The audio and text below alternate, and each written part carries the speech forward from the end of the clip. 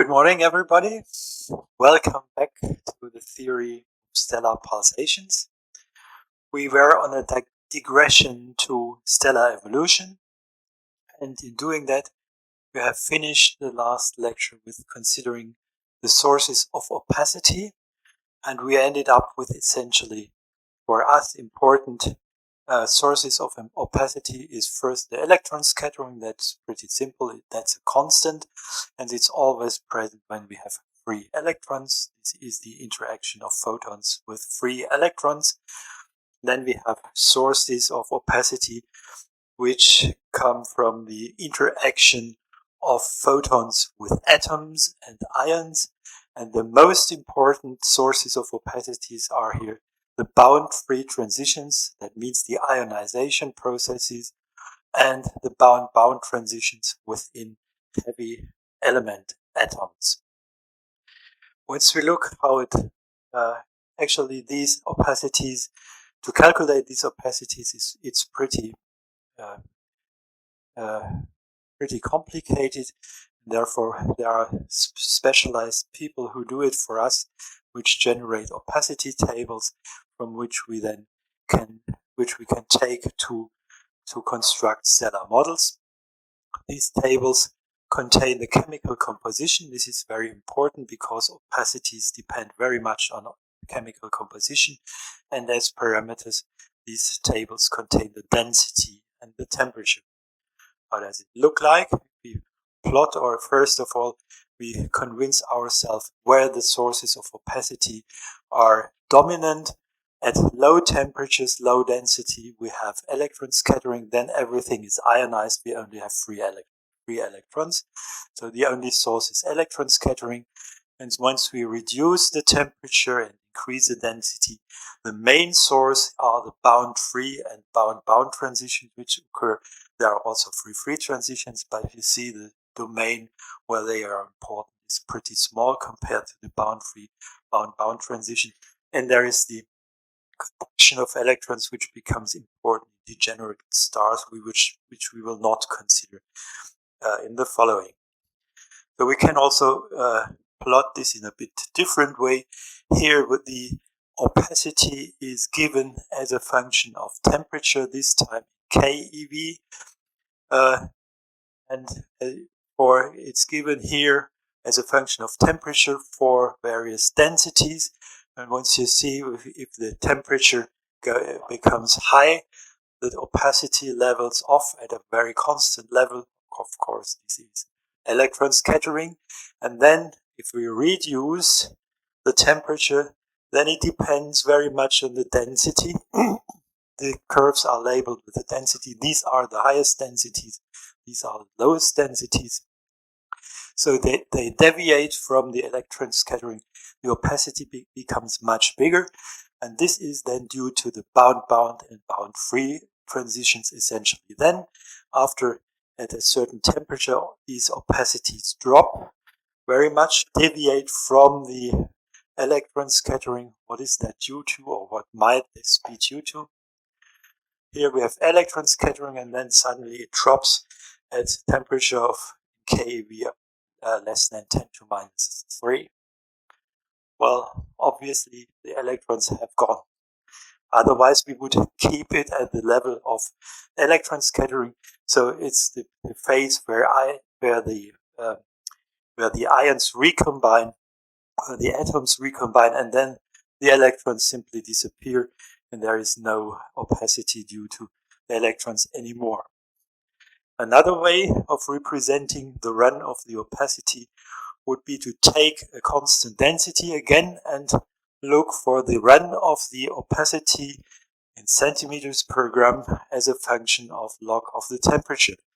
And what we see then, again, at high temperatures, it levels off at the electron scattering opacity.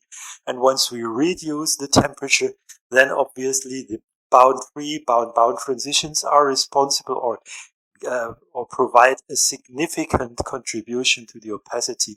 And then it drops at very low temperature, it drops again. So this plot exhibits 3 typical maxima. And I said the main source of opacity is either electron scattering, we understand that, and the second more important or equally important source of opacities are the bound free and the bound transitions. So if we consider what our stellar matter consists of, it mainly consists of hydrogen 70-something%, helium 20-something%, and there is a small admixture in mass of heavy elements. Typically for solar composition, these are 2% in mass. Okay, so the most abundant element, of course, is the hydrogen. The second most abundant element is the helium, and the bound free transitions of hydrogen and helium is either the first transition of hydrogen, this is the only one, and we have first transition, first ionization of helium and a second ionization of helium. What about the occurrence of the hydrogen ionization, the first helium ionization? What are the typical temperatures if we compare these two? Are they far apart or are they close to each other? The ionization energy of hydrogen is 13.6 electron volts, and the first ionization energy of helium is more or less the same. So they occur at the same time, because to get an electron off the hydrogen atom would be the same as to get the first electron of the helium. So they occur at the same temperature, and this is the lowest ionization energy we see for these two atoms. So they should appear at the lowest temperature. And actually, well, one of these peaks resembles the first ionization of helium and simultaneously the hydrogen ionization. So which peak would be responsible, or would you think is responsible for that, or resembles that transition? Would be the first peak. This is due to hydrogen and first helium ionization. Okay, then of course the next question would be, there is a second ionization of helium. This will also contribute to opacity. That might be the second one, occurring at something like 30,000 K. This is the second peak. This is responsible, or this resembles the second ionization of helium in the opacity. Okay, I started to tell you in early calculations, or in early opacity tables, we had this dotted line here, which only provided these two opacity peaks. So people calculated this opacity on the basis that mainly hydrogen and helium contribute to the opacity. The third peak was not available, or was not there. Then in the 90s, people went to consider opacity caused by heavy elements. So it's only these 2% in mass, which they haven't considered correctly up to the 90s. And the surprise was that there are in heavy elements, essentially in iron group elements, there are bound transitions from the deep shells, the K shells, lifting electrons to some higher state, which significantly contribute to the opacity. So this third peak was discovered in the 90s, and this is due to heavy elements, all these elements heavier than helium, and mainly iron within the heavy elements, iron is one of the most abundant elements, so iron or heavy element contribute to this peak. As a consequence, if this peak is due to the contribution of heavy elements, we would expect that this peak sensitively depend on the metallicity or the content of heavy elements within the stellar mixture. So if we, for instance, go to population 3 objects, which are objects which do only contain hydrogen and helium, then this peak should disappear. If we increase it to solar values, then we get this full line. So this is for solar metallicity, for solar content of heavy elements. This is the full line. And if we reduce the chemical composition or the content of heavy elements, then we reduce essentially this peak, whereas these peaks should be more or less the same. So this peak is reduced. Actually, this is the opacity for a metal content or heavy element composition, which is suitable for the Large Magellanic Cloud. The Large Magellanic Cloud has lower abundances of heavy elements. So these peaks are essentially not affected by the metal content, whereas this peak sensitively depends on the contribution of heavy elements. Okay, this peak is totally absent in the opacities used up to the 19th, and then the third peak came in once the people told us, well, there is a third source of opacity which depends on the content of the stellar matter of heavy elements. Well, essentially all the stellar evolution calculations that have been done until that moment had to be redone, because opacity is essential for constructing stellar models. And in particular, well, these peaks are important for the driving of stellar pulsations. So stellar pulsation theory had to be revised by a large amount. So the stellar pulsation sensitively depends on these peaks. Why? Well, what you observe here, the normal behavior or the normal run of opacity with respect to temperature is that it decreases with temperature. So from here to high temperatures, the opacity decreases. There are decreasing branches here, and opacity increases with temperature only close to these three maxima. There is an increasing branch here, here, and there. So what we got is an additional increasing branch here, and I'm anticipating a little bit.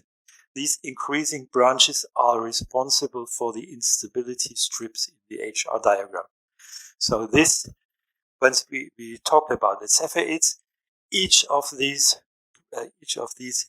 increasing branches where kappa, where the opacity increases with temperature rather than decreases, which is the normal case, but whenever the opacity increases with temperature, we have, I'm anticipating now, we have a instability, or we can drive stellar pulsations.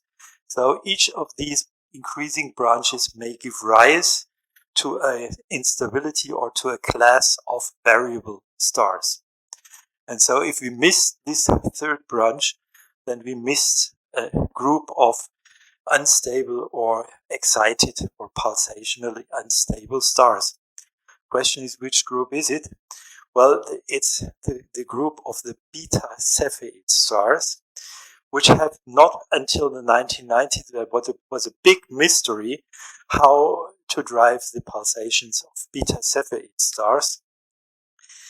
Not to confuse with the delta Cepheid stars. They are caused by the two lower branches, and people have made models with fast rotating cores in these beta Cepheid stars. They have made models with big magnetic fields, very sophisticated model to get the driving for these stars. And once these opacities arrived here, there was no problem anymore. It was the same mechanism as for the delta Cepheids, but with a different branch, or with an additional branch where the opacity increases with temperature.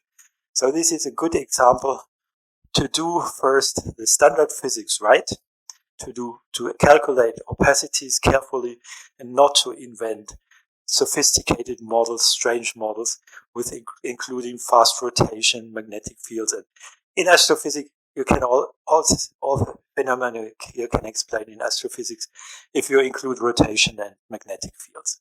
So the theoreticians, once they don't know what to do, they introduce magnetic fields and rotation and need that or claim that they explain the phenomena using rotation and magnetic fields. For the beta Cepheid stars, it's no longer necessary. We simply have an additional peak in the opacity, and that solves the problem. Okay, I'm anticipating a little bit, but I wanted to tell you the story how we got from this these old-fashioned opacities to the opacity which came up in the 1990s. Okay, so opacity, this is an example that the opacity is very important for stellar pulsation. Now I would comment shortly on an additional part of stellar evolution theory, that is nuclear burning. I will not go into the details because then I would have to give you a complete lecture on stellar evolution. Well, nuclear burning, let's consider a reaction. Nucleus A plus nucleus B react and give a nucleus C plus D.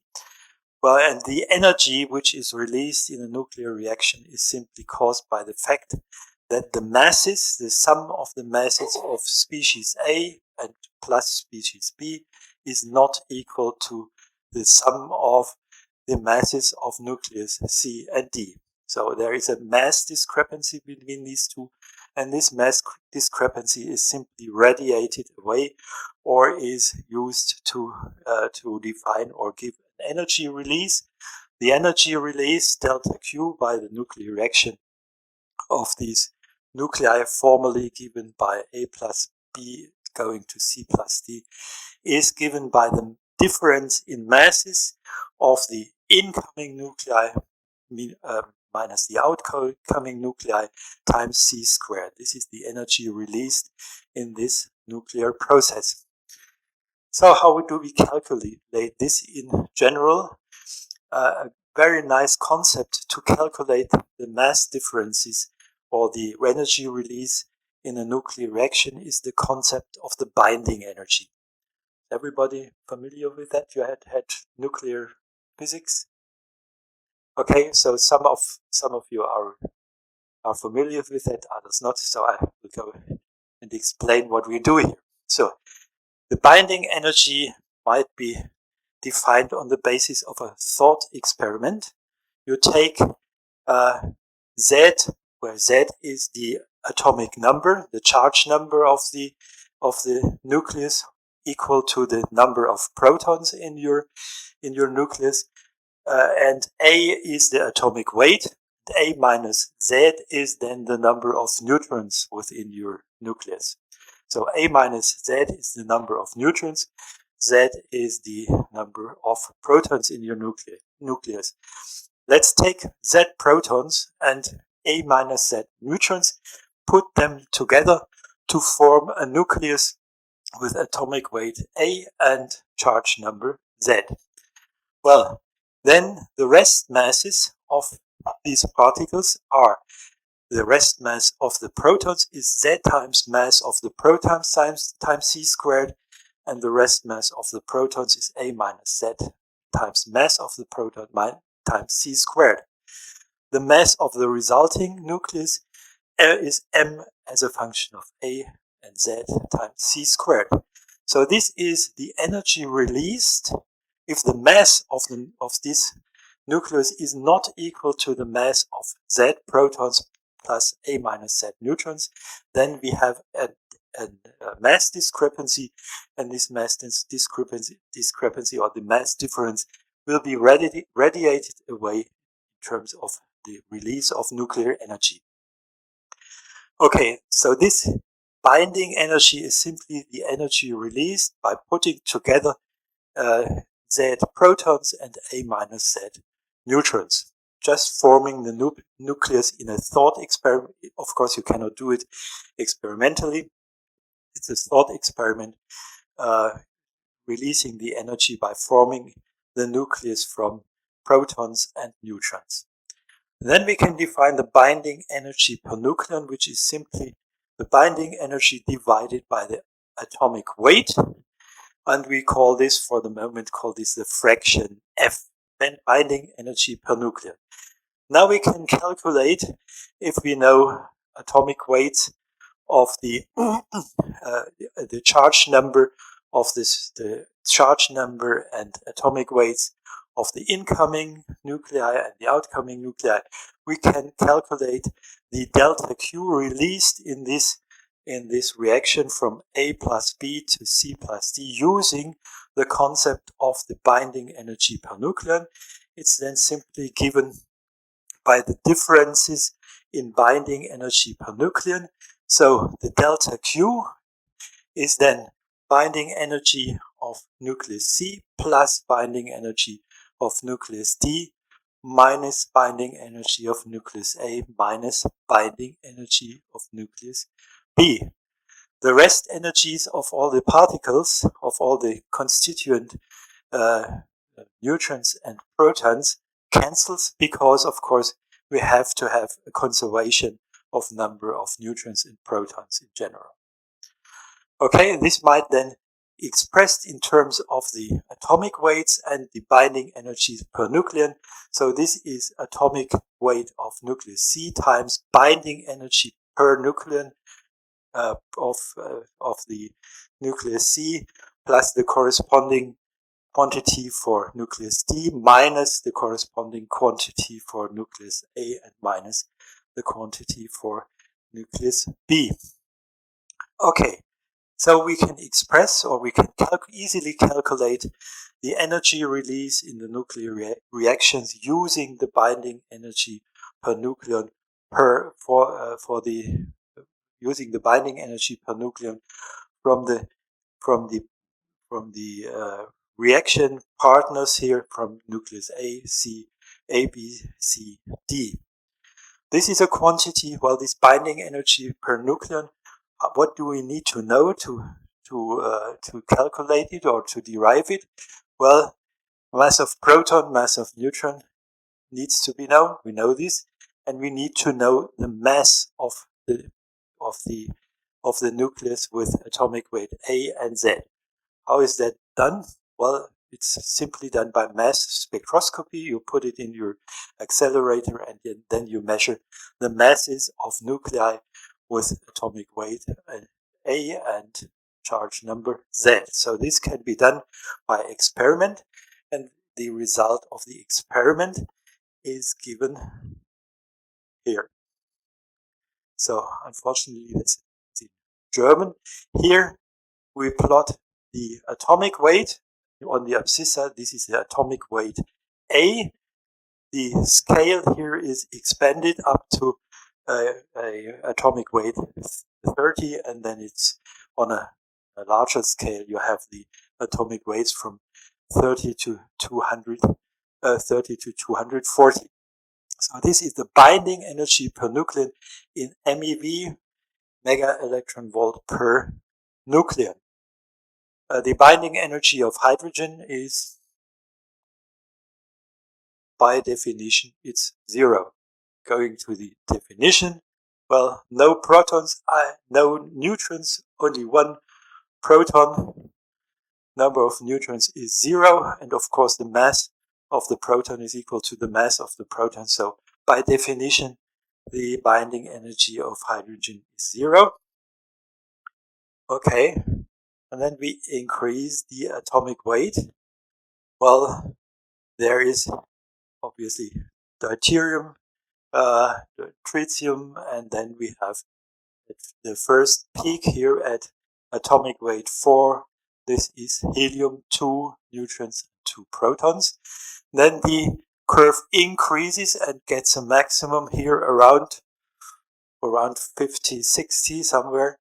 This is the maximum in binding energy per nucleon, which is close, not exactly, but very close to iron 56. So iron 56, it's not exactly true. The precise maximum is close to the iron, which is nickel something. I don't remember. But for astronomers, iron at iron, the maximum of the binding energy per nucleon is around the iron nucleus. The iron group elements cover this range, and the iron group elements correspond to the maximum in binding energy per nucleon. So if we want to gain energy from fusion of elements, then we need to increase the binding energy per nucleon once we are proceeding, once we want to make I should say another way. Once we want to have an exothermic reaction, then we have to increase the binding energy per nucleon. This is, if we decrease the binding energy per nucleon, we would have an endothermic reaction. So we need to increase the binding energy per nucleon. The maximum is here. So this can either be done by fusion of light elements, putting together two light elements, increasing their binding energy per nucleon. Then we can release the difference in binding energy as nuclear generation of nuclear energy. The same can be done if we start here. Then we increase the binding energy per nucleon, but not by fusion, but by fission. That is done in nuclear power plants. We start with uranium and we split this uranium nucleus, and then by this process we go that way by nuclear fission and increase the binding energy per nucleon. The release of binding energy per nucleon will then be the output in terms of nuclear energy generation. So we can go either way, from here to here, or we can go from here to here. This nuclear fission is not that important for astrophysics. This branch where the binding energy per nucleon increases, this is the range where astrophysical nuclear processes take place in stars. Okay, so keep in mind, binding energy per nucleon is maximum at iron. So if we do fusion, then we can go at maximum up to iron. Any process going beyond iron requires energy. It's a big problem, because how do we generate these nuclei which are around uranium, the very heavy nuclei? This means we have to have endothermic processes to get from iron to these very heavy nuclei. It needs an endothermic process. Okay, so, well, how to generate these nuclei is an issue itself, but once we do fusion in stars, then we go from hydrogen at maximum up to iron. After iron, there is no exothermic reaction possible. Okay, what I want to say here. Maximum is around iron 56. Exothermic reactions are only if the binding energy increases, and this can be done from both sides, either by fusion or by fission. And the maximum, what I promise here now, is the maximum of the binding energy are related to stellar burning phases. So what you can do is you can read off from this diagram, which is an experimental diagram done here on Earth without any respect to astrophysics. It's just measuring the weight of nuclei. We can immediately read off the stellar burning phases. Okay, so we can increase, starting with hydrogen, burn hydrogen. What would be the next step, which is reached here? We increase the binding energy. There is a first maximum around 7 MeV at helium. So the first step, the first burning step, would be burning hydrogen to helium. Then we can release per nucleon 7 MeV. This is a very big amount compared to the maximum of the binding energy, which is about at 8.5 MeV per nucleon. Well, then apparently the binding energy per nucleon drops and has a second maximum around atomic weight 8. What is atomic weight 8? Perhaps someone knows.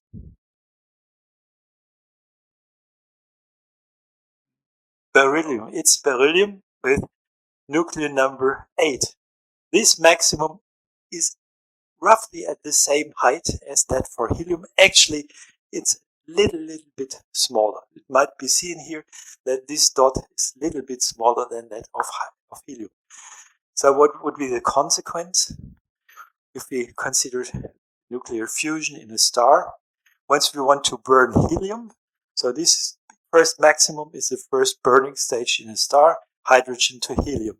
Now if we want to go further on and want to burn the helium by nuclear processes, we would, well, exothermically we could not stop at beryllium because the binding energy per nucleon is smaller. These ones are smaller again, so the next higher binding energy per nucleon occurs at 12. This is carbon. Okay, so we can burn helium and get to carbon. These nuclei in between, they are not useful for exothermic nuclear burning in the star. Okay, so we can go to here. So the next step would then burn. This is helium goes to carbon, then it drops again, and there is the next maximum here occurring at 16. This is oxygen. The next would be occur at 20.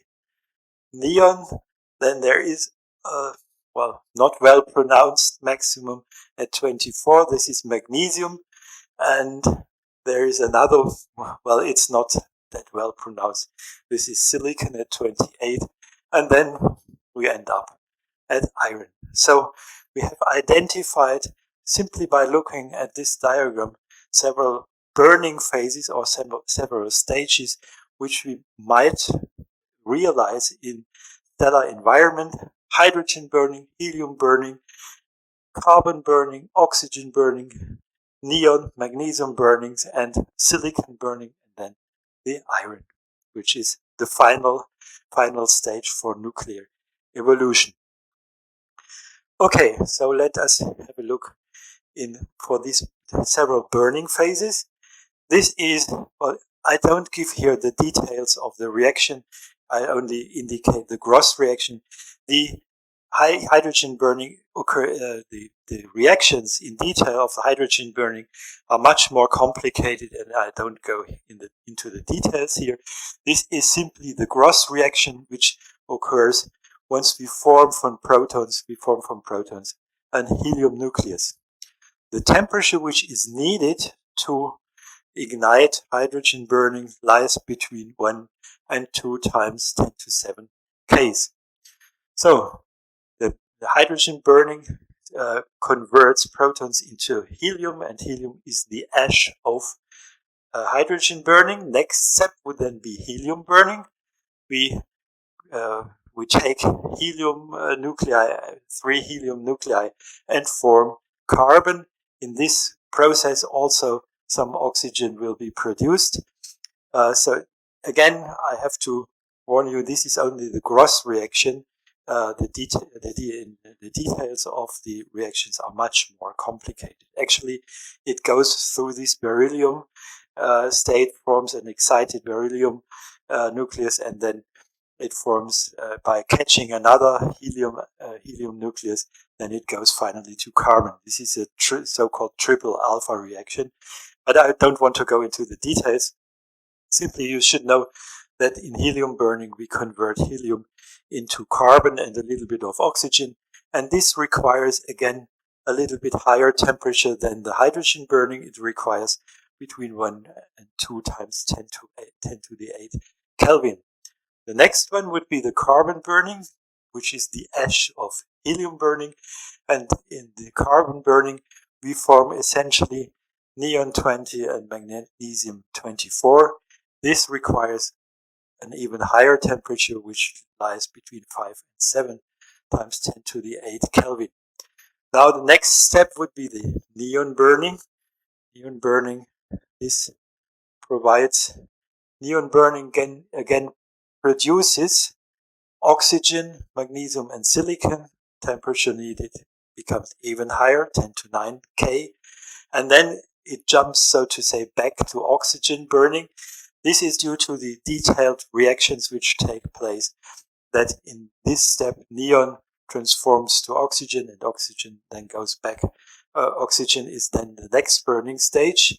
So 10 to 9 K for the neon burning. The oxygen burning then results in silicon 28. So we just combine 2 oxygen nuclei to form silicon, and an additional helium nucleus is emitted in this reaction. Only the gross reaction, the reaction network, is much more complicated, and this occurs at 1.2 to 1.5 times 10 to 9 K.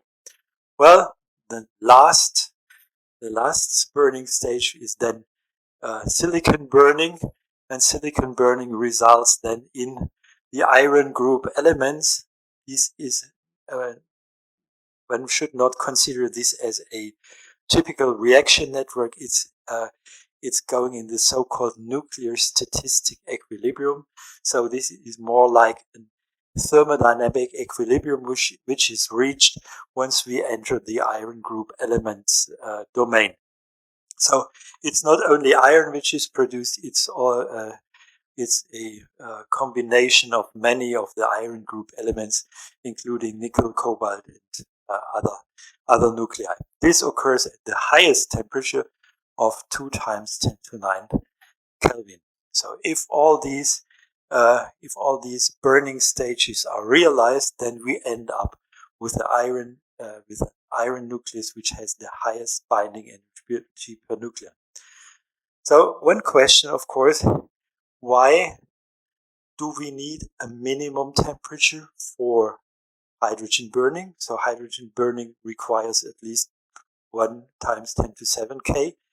And why do the temperatures for the successive higher burnings increase with going from hydrogen to helium, and ultimately ending up with iron group elements? What causes the increase of the burning temperatures? And of course also the minimum temperature for hydrogen ignition. Why do these increase?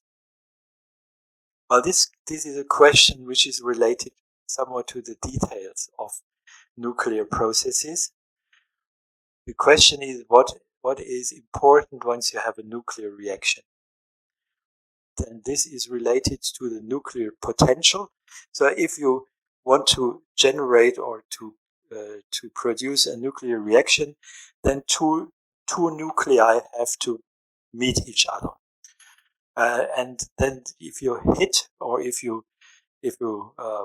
hit one nuclei, or you have for instance, you have a proton hitting another proton to form, for instance, deuterium or so, or you have 2 helium nuclei, then you have to combine or to hit one helium nuclei with another one. So it has to overcome the potential, or has to move in the potential of its partner. How does this potential look like? This is quantum mechanical. The potential would be energy as a function of radius. How does it look like? Well, there are the nuclear forces which keep the nucleus together. This is an attractive force, but this attractive force is only valid in the close to the center of the nucleus, and then it feels at a certain distance from the nucleus, it feels another force, which is a classical force. It's the Coulomb force. The Coulomb force goes that, and we have usually 2 positively charged particles, 2 helium nuclei, 2 times charged, the other ones also with 2 charges. So they feel a repulsive force, and this repulsive force has to be overcome. So this reduces the probability that two nuclei react. This is the Coulomb force, or this is the Coulomb barrier for nuclear reaction. And what about the Coulomb barrier once we go from from hydrogen burning to silicon burning? It will increase because the charge increases, and therefore we need higher and higher temperatures to do these reaction to ensure that these reactions can occur. So it's the Coulomb barrier which is essential, which causes this run of temperatures, or causes the higher burnings to occur at higher temperatures than lower burnings. Just as a by remark. Yes?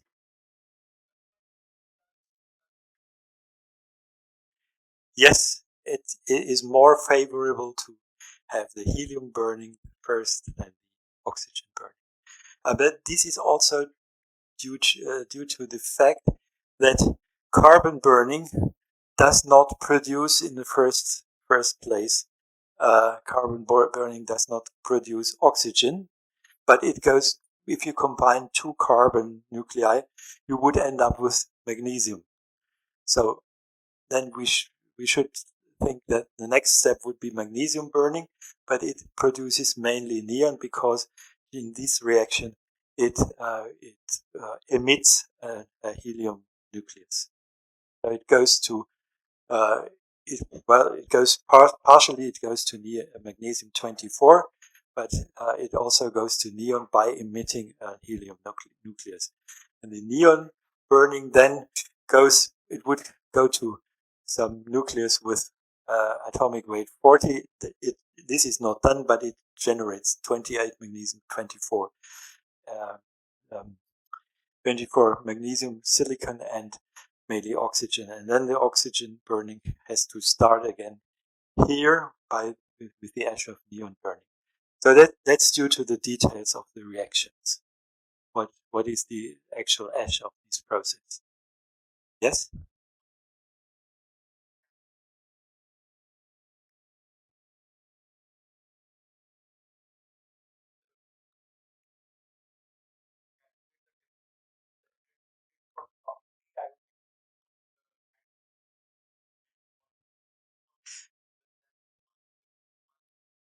In this environment, there are only nuclei and free electrons. So this is completely ionized material because this occurs in the interior of the star, and this occurs at temperatures of 10 to 8 or even at 10 to 7. Everything is ionized.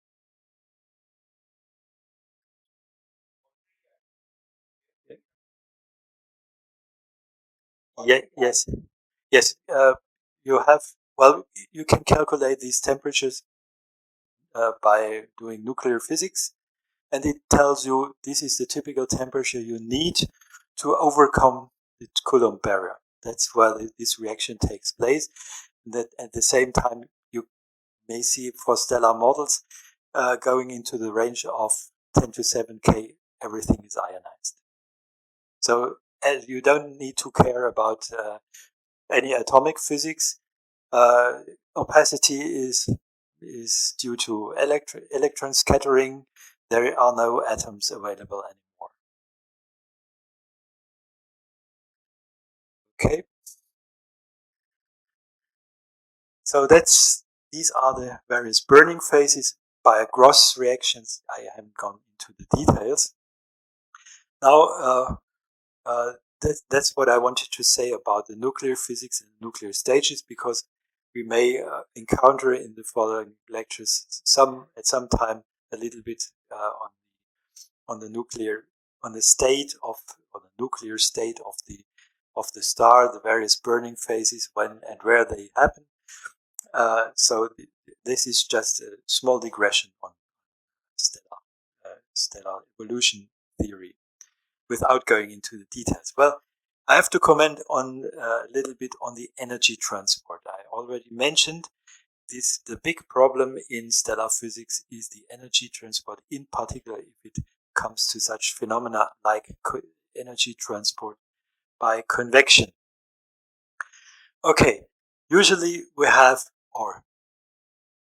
assume so far that the energy transport is done by the diffusion of radiation, then we know that the temperature gradient is given by dT by dmr, and this is proportional to the luminosity times the diffusion coefficient in the radiative diffusion approximation. Okay, well, in order to include all the possible mechanisms by which we can transport energy in a star, we usually take another procedure, we take another strategy. Well, we compare. This is now important to distinguish. There are several nablas defined, and one way of defining this quantity nabla is to relate the actual temperature gradient in a star to the actual pressure gradient. So what we do is we take a stellar model. Suppose we have constructed a stellar model, then we have the stratification of temperature and pressure with mass or radius that's equivalent. So we take it in mass, so we have either the stratification of temperature, something like that, and we have the stratification of pressure. So this denote this with temperature stratification, and this should be the pressure stratification. This is an actual stellar model. Keep this in mind, an actual stellar model. And what we do, we calculate the gradient of the temperature and the gradient of pressure, and we take its ratio here in terms of logarithmic derivatives again.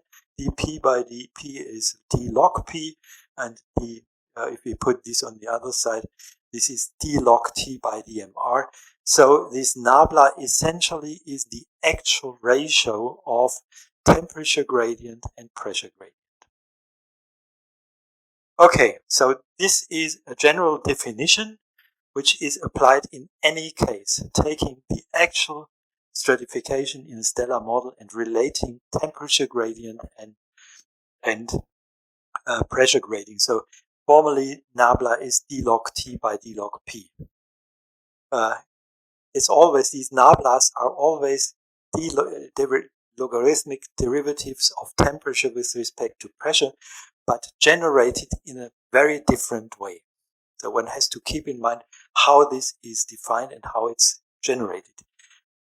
Nabla is defined on the basis of an actual stellar model.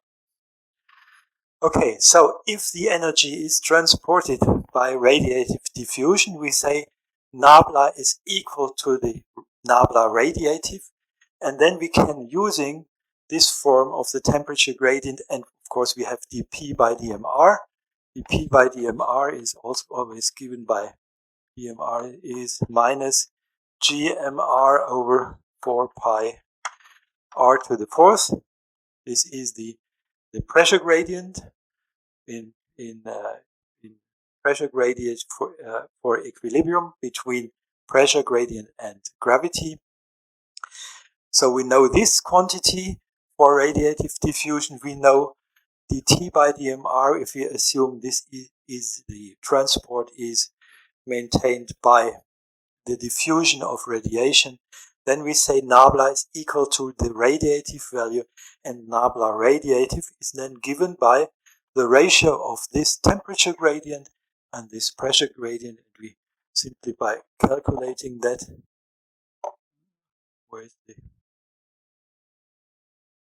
we are left with a combination of luminosity, pressure, temperature, and so on.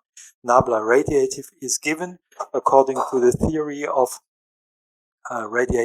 radiation diffusion by this quantity. It contains the luminosity, the opacity, temperature, and mass. In that case of radiative diffusion, we can explicitly calculate the value of nabla. Nabla is equal to the radiative value. And in general, the energy transport will now be described in terms of nabla and prescribing nabla equal to nabla radiative in those cases where we know that we have energy transport by radiative diffusion. In other cases, if we have convection, then we have to determine the value of nabla for convection. This is a problem, of course, but we can use this formal prescription. dt by dmr is then given by nabla times dp by dmr.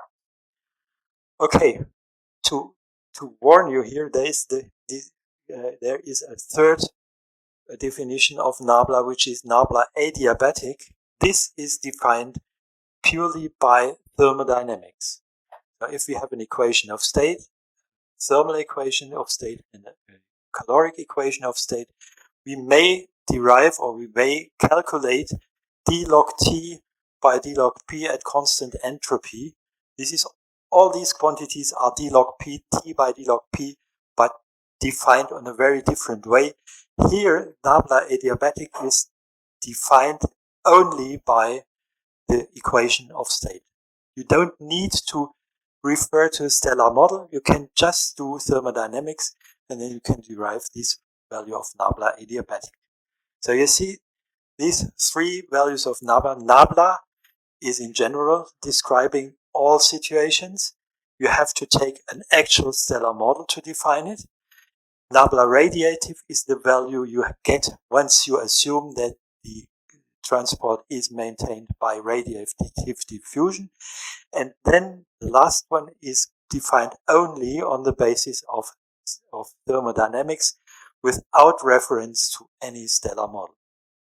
So one has to keep these separate very carefully. Okay, so the problem will then be to define or to calculate nabla even in those cases where we have convective energy transport. Okay, now we have to turn to convection and its description within stars. What happens, or what causes convection, is once you consider a stratification within a star, you get steeper and steeper temperature gradients, for instance. Once you have temperature gradient this way, it might be you can have radiative diffusion.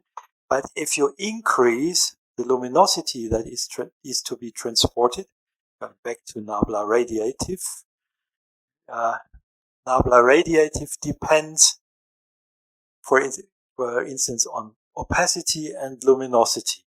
Now, if you increase the luminosity, nabla radiative will increase. So if the luminosity becomes big, or if you have an opacity maximum, for instance, if you have an opacity maximum, for instance, here, kappa has a maximum here. What happens? The gradient of temperature has to become steeper. So we have steep gradient, and then it goes off away. So here we have a steeper gradient. So the increase of kappa, or maximum kappa, will generate a region where the temperature gradient becomes steep. What happens if the temperature gradient becomes too steep? The stratification within our star will become unstable. So there is an instability caused by the increase of the temperature gradient, and we would like to know what is the limiting temperature gradient from which on we have stratification instability and the convection may set in. Okay, so if the radiatively determined temperature gradient becomes too steep, the stratification becomes unstable, and the matter, as a consequence of this instability, matter will start to move, and the so-called convective motions will set in. So there are blobs of material traveling upwards and downwards, and this motion, this macroscopic motion, will then give an additional contribution to energy transport by their macroscopic motion. So what we need to consider first is the stability of the stratification. What is the criterion? When does the stratification of the star become unstable? Okay, so let's consider the stability of stratification within a star. Let's consider the situation. We have two levels two levels within our star, one at r and one at r plus delta r. Gravity points downward. This is the gravitational acceleration. And we have a blob of material indicated by this cloud here, and we move it to the position r plus delta r. We perturb it externally, we move it from here to here. So when the stratification is stable, then after we have perturbed it, then the blob of material will come down to the original position. If it's unstable, then the force will be directed in a way to move it further up. Stability, if the force which is felt by the element points backward to the original situation. If it's unstable, then it points the other direction. So it increases the perturbation once it's unstable. It decreases the perturbation once it's stable. Okay? So let's consider now the forces which act on our blob of material. The force which is acting here is the buoyancy force. Buoyancy means the element will feel a force which is minus the gravity times the difference of density within the element and its surroundings. If you have no density contrast between the element and its surroundings, it will not feel buoyancy force. Buoyancy force, of course, requires gravity. If gravity is zero, buoyancy will not occur. So what we have to calculate then is, what is the buoyancy force once we perturb our element? What is does the buoyancy force on our particle or on our element points upward once we move it upward, or does it point downward once we move it? Of course, the opposite. If we move it downward, then in case of stability, the resulting force, the buoyancy force, should push it back to the original situation.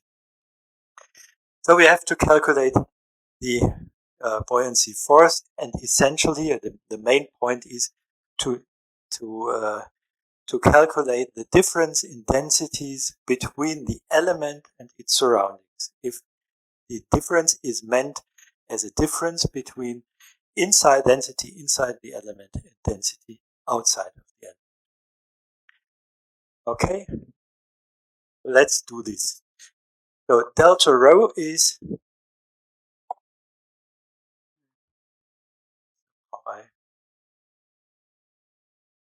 okay.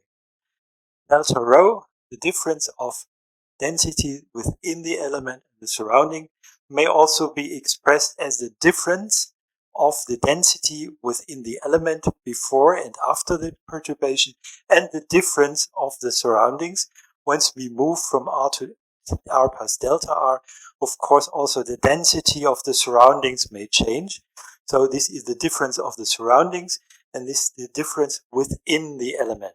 Only considering the density within the element at the beginning of the perturbation and at the end. So this may also express as delta rho of the element minus delta rho of the surroundings. The delta rho of the surroundings is easily calculated. This is controlled by the density gradient. Once we want to express it in the distance or the displacement of our element, then simply a Taylor expansion, delta rho s is simply given by the density gradient times the delta r. This is simple Taylor expansion around the level r. Is that okay? Okay, great. Do I have to stop? Okay, so we continue after the break here. Well, keep in mind, this is the force we need to calculate. Delta rho is delta rho element minus delta rho of the surroundings. And this part here is already calculated. It's simply given by the density gradient times delta r. If we want to express these delta rhos in terms of delta r, where delta r is the difference of the original level and the final level where we put our fluid element or our mass. Okay, so we need to calculate delta rho E. That's the essential point. Okay, thanks. And we continue after the break.